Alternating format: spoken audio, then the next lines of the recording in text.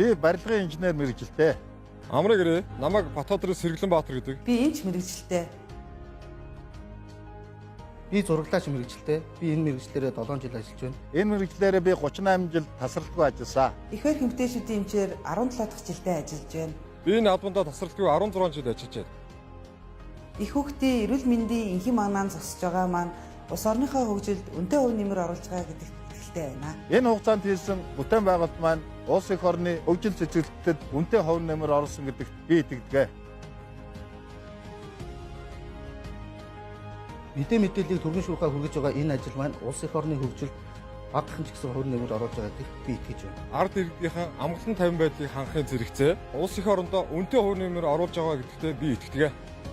Тогтвортой зохистой ажлын байр нь эдийн засгийн өсөлтийн гол тулгуур юм.